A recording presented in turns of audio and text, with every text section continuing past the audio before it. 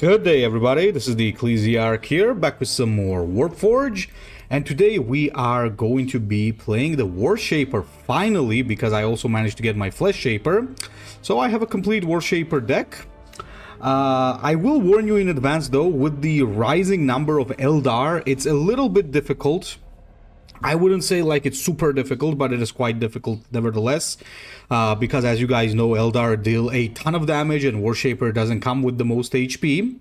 But nevertheless, I find this guy very, very fun to play. This is actually, for me, one of the most fun to play warlords. I don't know why, honestly, but something about him is just very, very good. So let's first take a look at what he does, right? So this is a 30 HP warlord. He does, however, come with a strike to heal himself for 1. And on top of that, he does have the Grisly Feast talent with +1 damage to the turn during this turn and +1 health to your warlord, which essentially means that if you use the talent and attack the enemy warlord, in most cases it's going to be 3-4-0, because technically speaking, you're still going to be at 30 HP because of the 1 HP from here and 1 heal from here, and the enemy is going to be taking 3 damage. So don't underestimate this guy just because he has 30 health. He can deal a lot of free punishment. But you still gotta be careful, because if the enemy has like a big burst potential, it might be a little difficult to control your HP. Now, for our things, we're mainly going to be, of course, going for the infantry focused build. That is because his ability buffs infantry with +1 attack and permanent health. So there are some infantry things here, so let's actually take a look at those first. So we got the Pathfinder, obviously a very, very good card on its own, because it really helps you with the tempo swing because of the marker light. That is considered an infantry, so that's pretty damn good.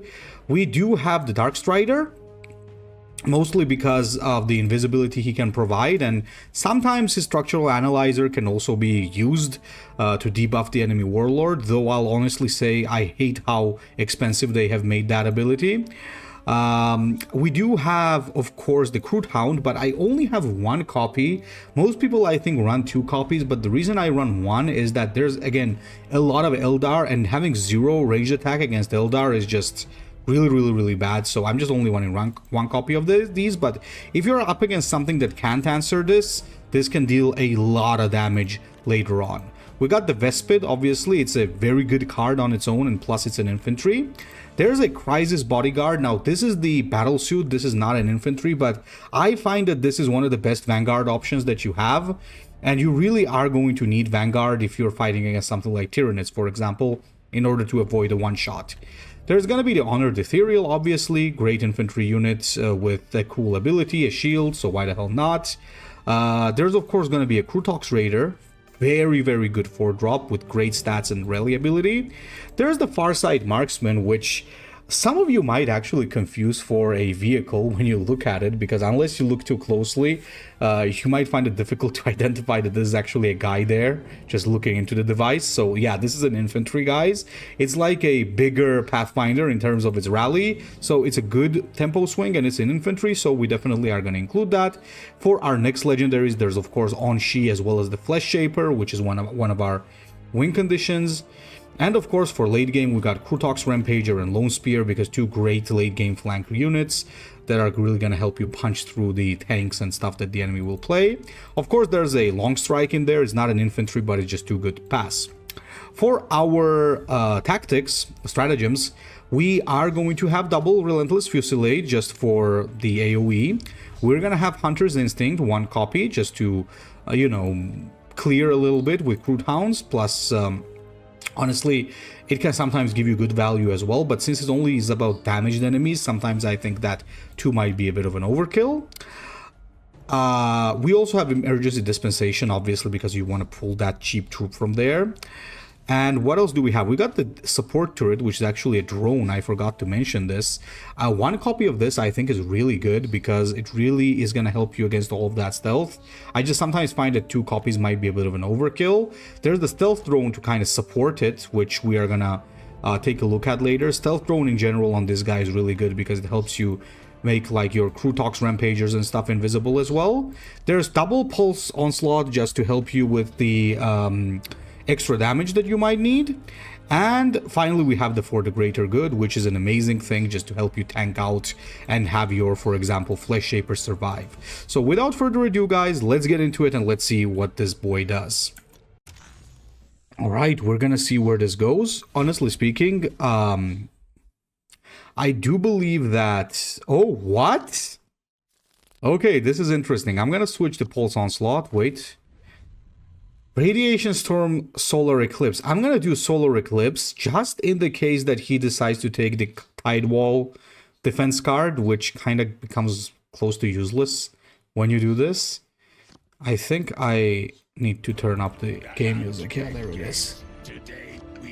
So, it's good that we're going first. That's a bonus for sure.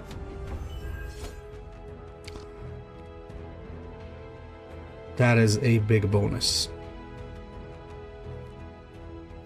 Okay, he's just gonna answer with his own Grizzly Feast. Equalize the HPs. Unfortunately, we have no drops, but I don't think we care much because we do get the Krutox Raider.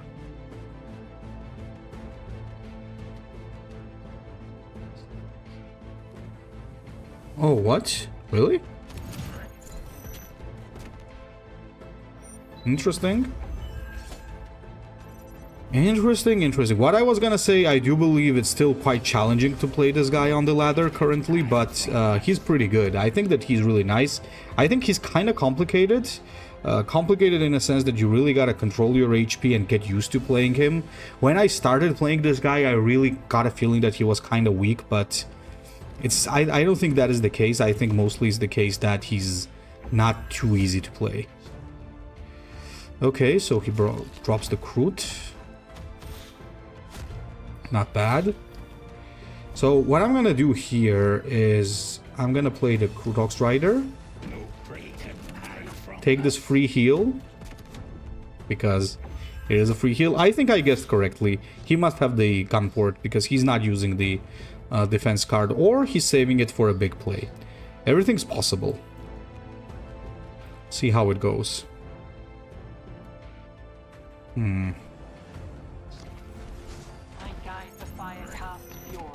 Oh, Farsight Marksman. Okay, that's pretty cool. As I said, these guys are pretty damn strong. So, oh, that's nice. That is very, very nice. That's like... That's very good, because Flesh Shaper and For the Greater Good together is a huge combo.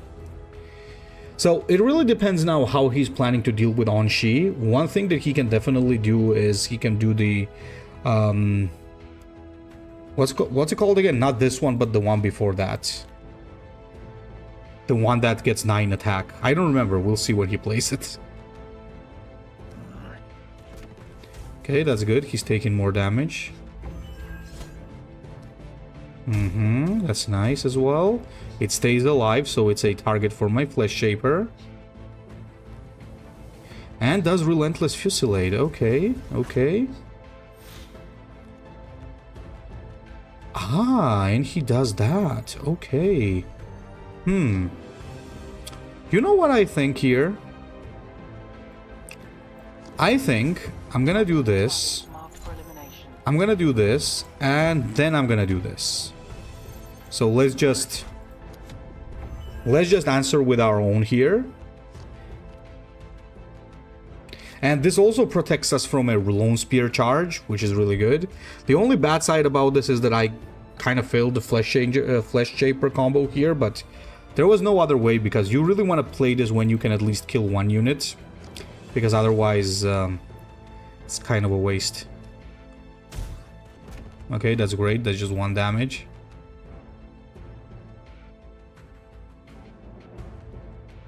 And... Ooh, he plays his own Lone Spear, I see.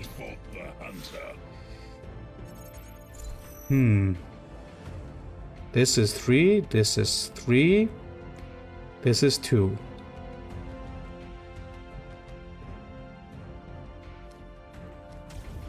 I think this is how we're gonna do it.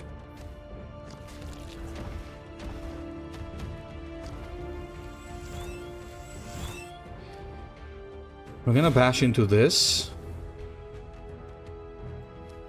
Again.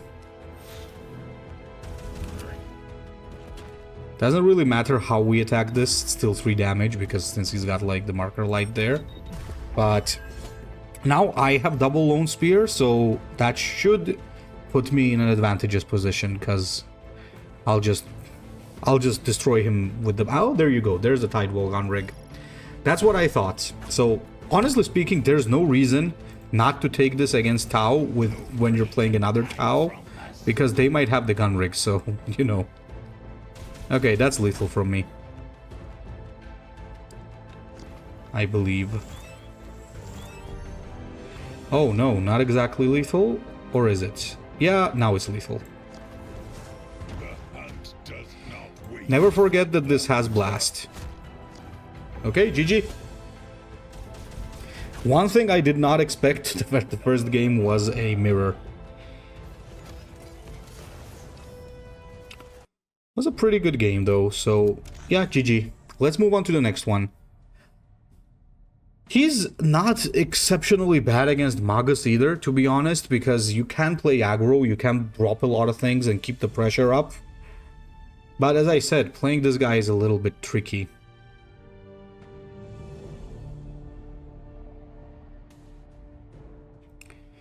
Okay, let's see who our next opponent is. You can also consider stuff like the Devilfish. It's just that I find Devilfish either a little bit slow on this type of Warlord, or that it just doesn't have enough synergy. On Va, I prefer to have the Devilfish because he can then buff the HP on it and make it more durable, while the Warshaper can't really do that because he buffs only infantry. So sometimes it's a more of a waste than to just have a Farsight Marksman on him. Okay, where's the people? Okay, there it is. Oh boy, it's a Junith. It's a Junith. Yeah, Krutok's Rampager. Okay, now I remember.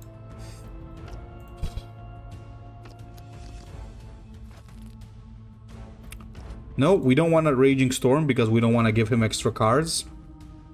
Oh, this is... Nah.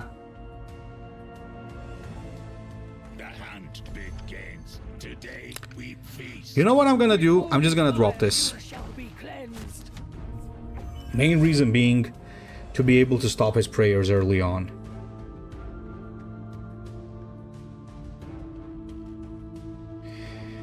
Because now, when he drops a unit, I can stop her from praying. Oh, it's...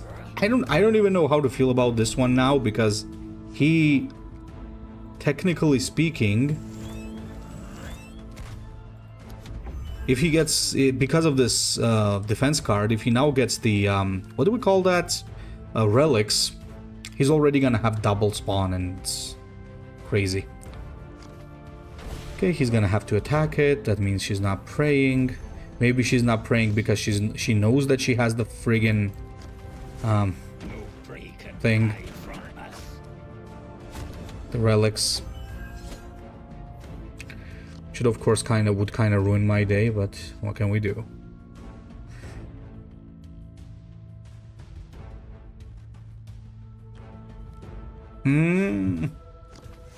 Fucking hell. Okay, alright, so how do we do this? I guess we drop the Honored Ethereal, first of all.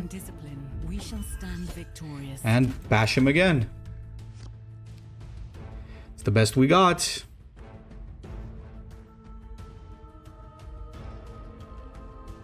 He could now use Cleansing Flame, but Cleansing Flame will mean that he has to take 3... Yeah, oh, that's a wrong way to use it. That's a wrong way to use it. He should have first ranged attacked this, and then he should have used that, because now he lost... Now he basically lost the thing. We're gonna do this, and now here's the question. Do I want to Serene Unifier into shielding this bad boy? Or do I not want to do that? Yeah, I think I want to do that. I think that's what we do here.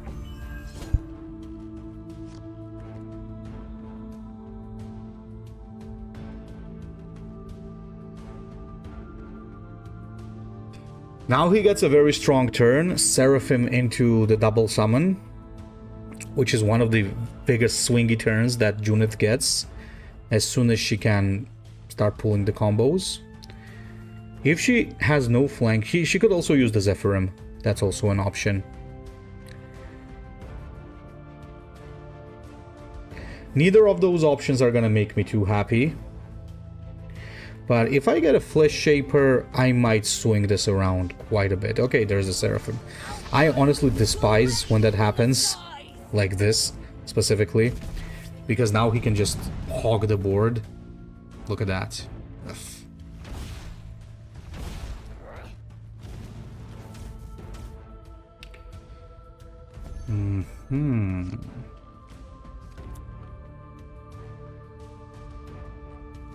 Definitely starting from here. Then we're gonna do this. Get a shield up.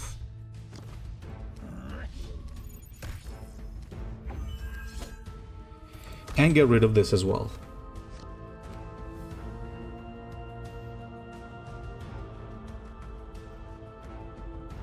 I'm actually thinking of including one Kuyon tactics together with this, but I do not know how good it is.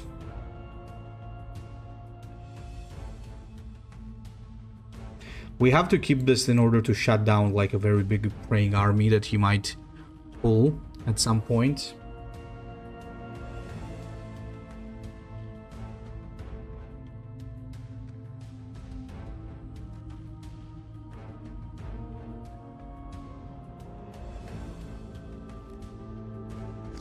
Place the Zephyrim.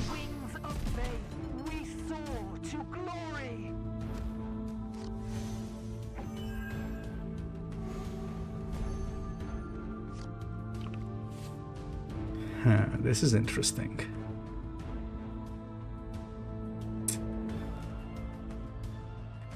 This is very interesting, however...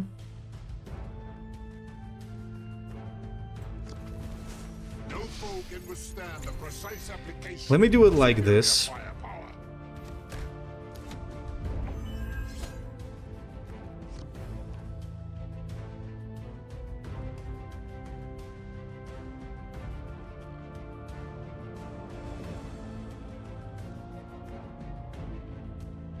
See if he has another flanker.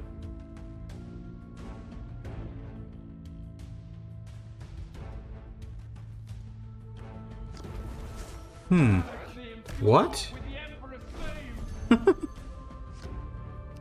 I'm sorry, what? Show me your strength. I will make it mine.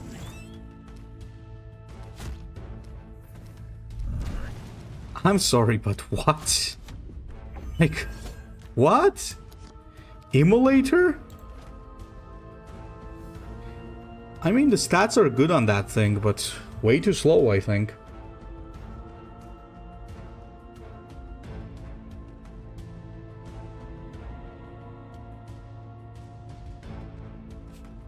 These things are absolutely perfect for removing stuff like that. It's nuts just how much damage it can deal together with the Warshaper. Like 10 damage is nuts. So we just removed this monster. My soul is consecrated to this relic. Okay, she gets a flank.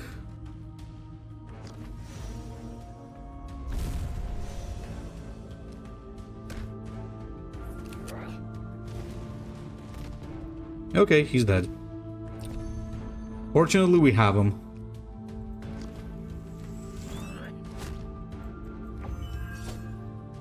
There we go. Yikes. No matter what, I will always hate playing against Junith. It's just not fun. But Immolator, okay. That's the first time, I think, since the release of the Sisters, that I have seen an Immolator being played against me. Back during that time, yeah, I saw a couple of Immolators. That's mostly, I think, because... Do I need this? Maybe not. That's mostly because... should I risk Tide Wall? Nope. Yeah. correct that I didn't. Mostly because maybe people didn't have the cards back then, but I mean, it can be very it can be a very good defensive tool, but I still find it a little bit awkward.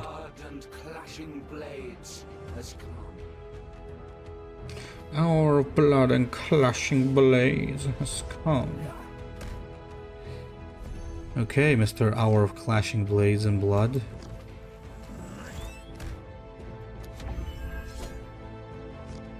So Kelt Haw is gonna be difficult. As I've mentioned, it's one of the matchups that is still pretty difficult. The shadows are always vigilant.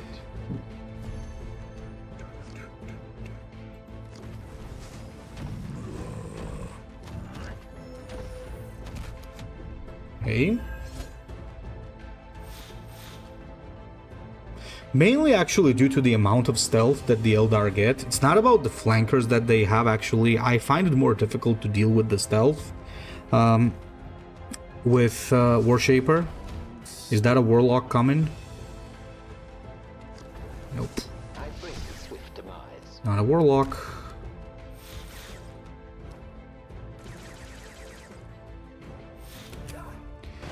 Yeah, Relentless Fusillade would have probably been good right now, but I mean, it's okay.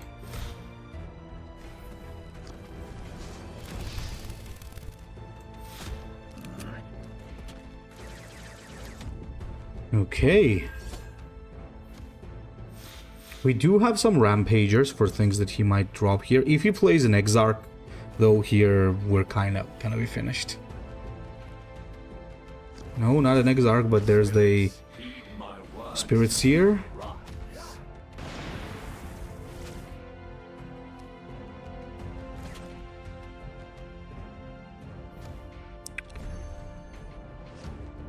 How do we want to do this? Probably. Optimal targets marked for elimination. I think I know what was my mistake. I should have played the Stealth Drone earlier. I should have actually dropped that on turn 1. I think that's one of the bigger mistakes I made this game. Oh, he's gonna deal 10 damage. Oh. Ah, plays the Infinity Circuit. Okay.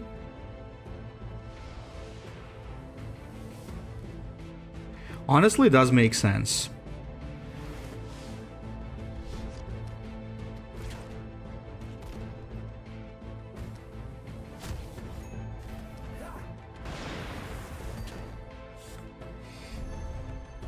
Alright, so let's do this. Break and hide from us.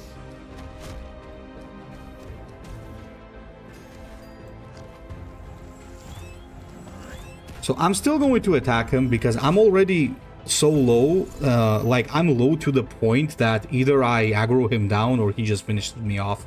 If he does reclaim the stars here, we're finished anyway, so... Ah, yeah, there he is. He actually had it in his hand. Oh boy. See what he has. Got the Wraith Blade, we can deal with that. That's okay. Has a Banshee, that's not okay. Okay, that's already a resign. That's already a resign. As I said, pretty difficult. I wouldn't say like unwinnable, but pretty difficult to fight against Kelt Haw with this. Mostly because he's got stealth units you can't really deal with. He's got a lot of flankers that are hard to deal with. So, oh, okay. This is pretty interesting. So there's a lot of things that make it very difficult. Yeah, Solar Eclipse for sure, in case he decides to play the Gunport. Did the game just lag? You will embrace the Tau Okay, never mind. or be destroyed. Wise as you are. So we definitely played a stealth drone here. Can never understand.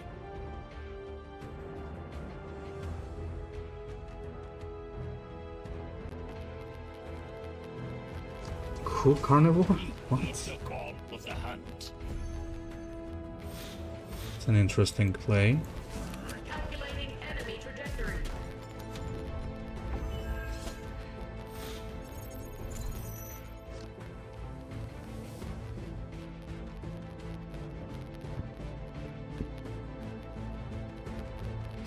So this is really good because it shuts him down from playing almost anything. Well, I mean, he still plays the Crude Carnivore because he's really got nothing to lose. But honestly, I just think he lost energy here. I think it was better to use the Ethereal Supreme. Yeah, sure, it's going to be left at 1 HP, but it's not really going to do much. So I think we just take it out for free, basically. Next turn, we got the Farsight, and after that, we have On-Shi. So both are going to be very, very, very good. And then we have the follow-up with our flankers, so it's going to be big. Optimal target marked Is it enough to kill it? I highly doubt it. Nope, not enough.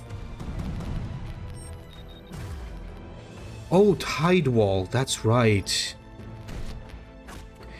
He found it useful. Okay, so now we got the Farsight Marksman, so we're gonna use that to kill the drone, just to make sure we don't catch any unnecessary marker lights. With 6 damage on the board, I should be able to deal with anything he plays at 5 energy. I think, at least. Target identified. Activating stealth field. Ooh, that's actually difficult. The prosecution of any war courts the perils of barbarism. That's actually a little bit difficult.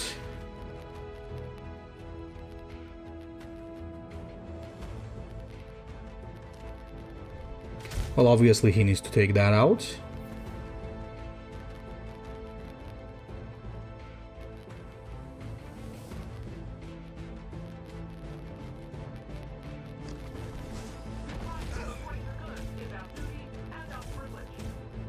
Okay. Then get some HP. Sure. You know what I'm thinking here?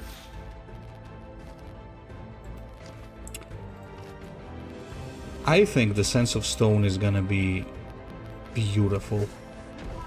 It's been a while since I've ever used this ability, but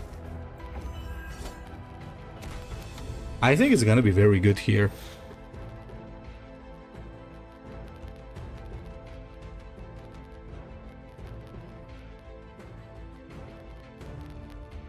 Because having a front line with, having a vanguard, sorry, with high armor is really good.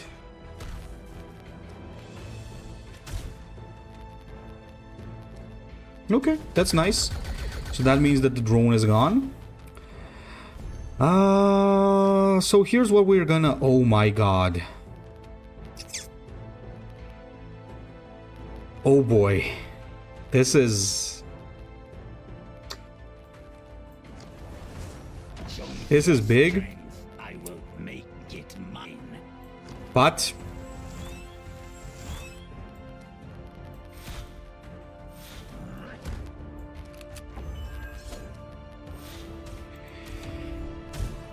But it's okay.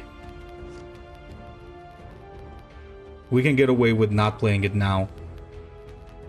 I just wonder, maybe I should have done that. Maybe I should have done that.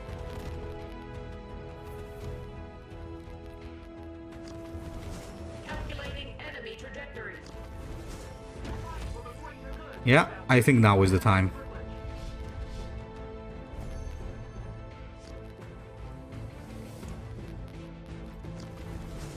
Show me your strength. I will Now is surely the time.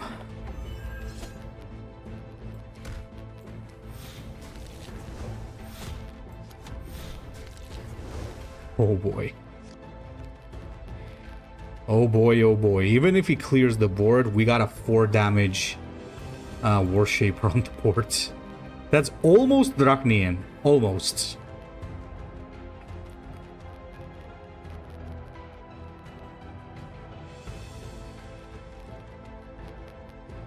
Ooh, dynamic offensive, okay. Yeah, I think he's done.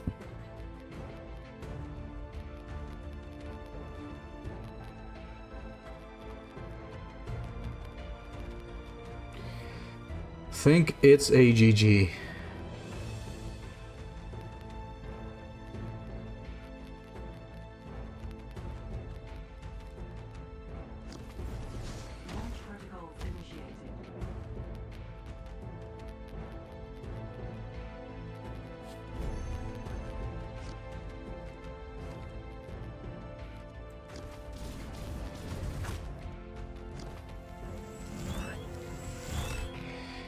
Yeah, that's over.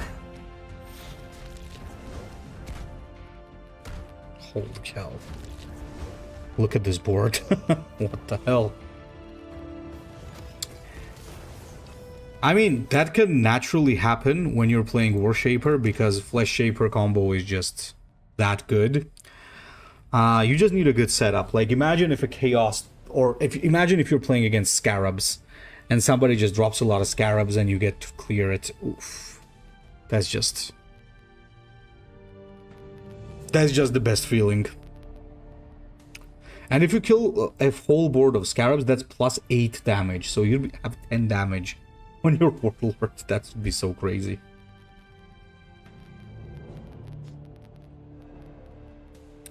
Okay, let's see what we get as our next opponent. I certainly do hope it's not another Kelt Haw, because, as I said, I'm having a bit of a hard time against those with the Warshaper.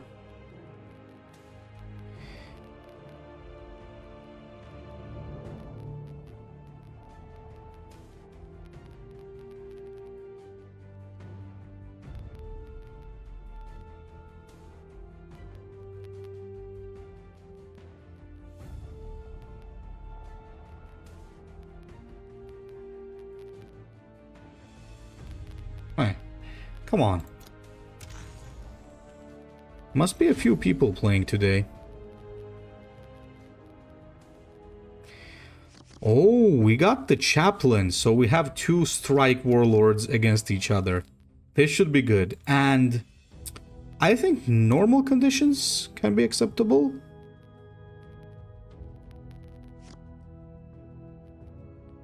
The hunt begins. Okay, let's see if it's the Silverblade deck. Just in case, we're gonna play the Stealth Drone, because it's gonna set us up well. Because as I know, most of these Litharius players, I think, follow Silverblade's deck, which is basically dropping a ton of infantry down. Basically, that's the plan. I think Vespid.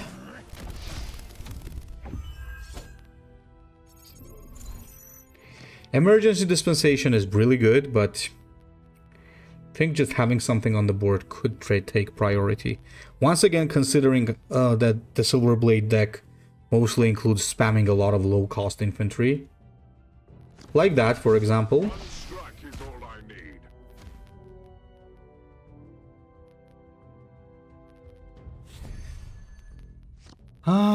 So I think we play the Krutox here. Let's bash it, and let's bash him. So as you guys notice, slowly we're building up an advantage. I don't think we have attacked him with anything other than my Warlord, and we almost equalized the HP even though he started with more. And I haven't even used my Warlord ability once. So this healing that you get on the strike is very huge. He's got a similar thing, but it's only for adjacent units that he has, while this guy has for himself. So we're the better duelist overall. Okay, there's the Primaris Raider.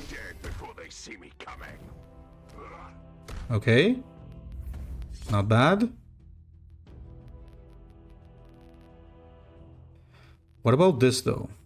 What are you doing about this boy? The Vespid.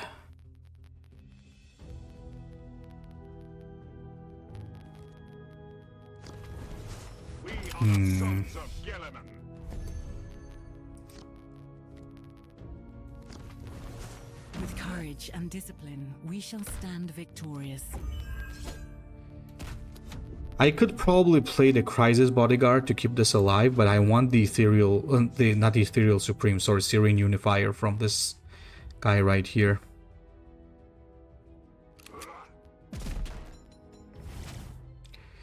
Okay, he's already lower than us. That's good. We're running low on cards. That's one thing that he has over us, let's say like that, because, you know, this is actually really good. Now, this is actually really good, because what I can do here...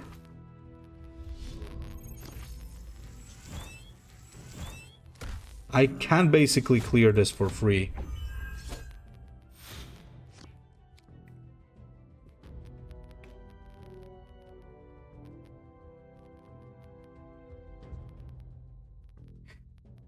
The advantage that he has is that he has a constant like flow of cards into his hand due to his ability, which is really cool.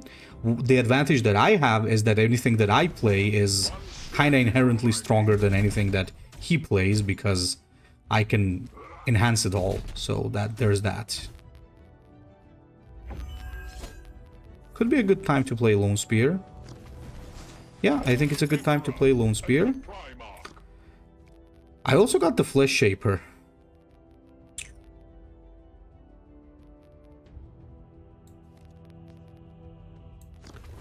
I'm gonna do it. Senses must be as sharp as the butcher's knife. I'm gonna do it, boys.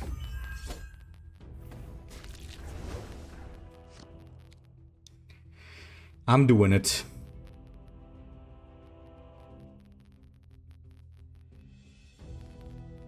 This is so awkward because you can't attack it and you can't target it with tactics because it's camouflaged. So all he really depends on here is to pull a huge intercessor codex combo together with maybe. So he could play a... Okay, never mind that. Because whatever it was, he's not doing it.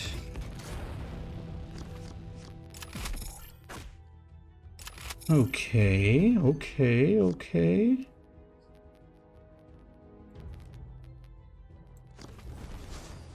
For the greater good is our duty and our privilege.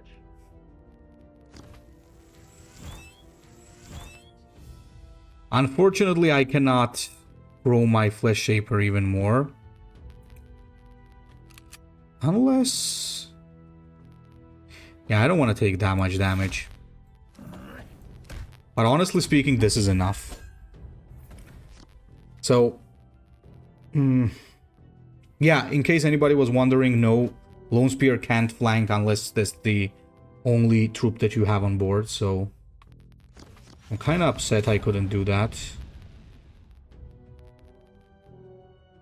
I was hoping for a bigger Flesh Shaper combo, but you know, permanent +1 attack is also a thing. Don't underestimate that. I might just play a Lone Spear just like that as a drop.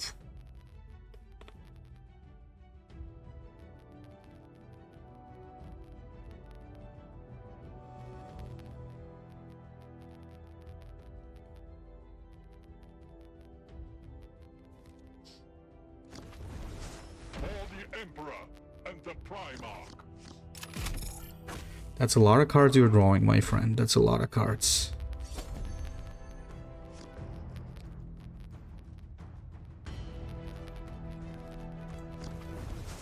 The hunt does not wait for the hunter.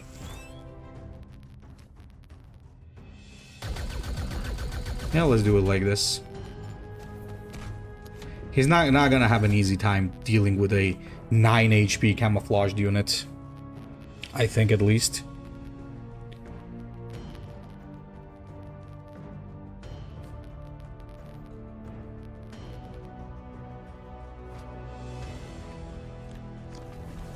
Taking cover. Enemies in Okay. range.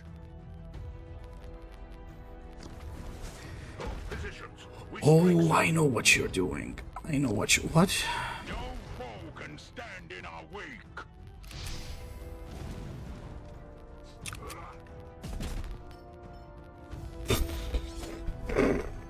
Okay.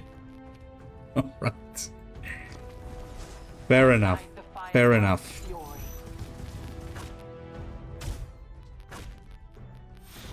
You know what? Fair enough.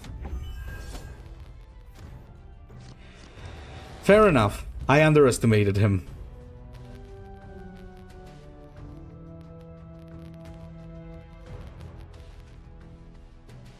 Clever play, by the way. So the aggressor sergeant, people are actually using him now. We will purge the galaxy. They'll be dead before they see me coming. That's a lot of trash.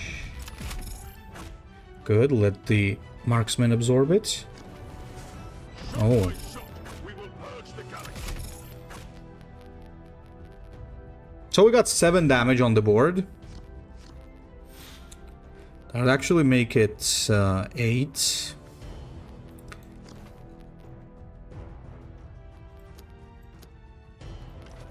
Yeah, I think this is how we want to do it.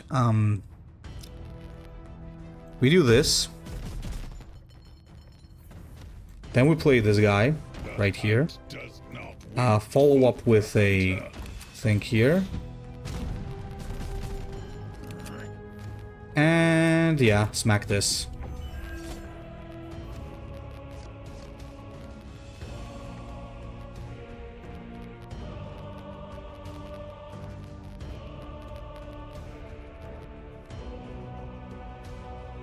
Alright, that's good. Less damage to play with. What do I do about this though? This is a problem.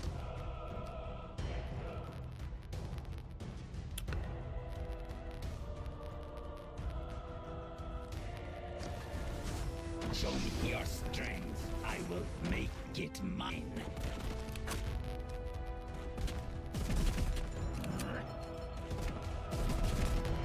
Okay, this is all gonna depend on whether or not he's running the direct damage, death from above. Silverblade himself doesn't run it, but let's see if this guy does.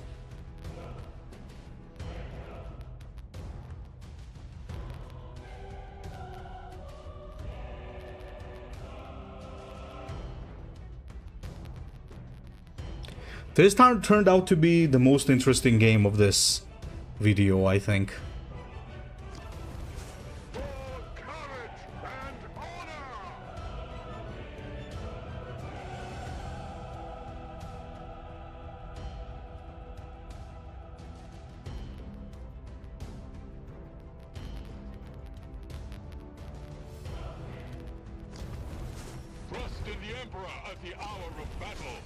Okay, so if I get a flanker now, he just loses, right? Yep. If I get a flanker, he loses. Onshi is an issue. Oh, yes, I do get a flanker. Let me calculate this correctly. Yeah.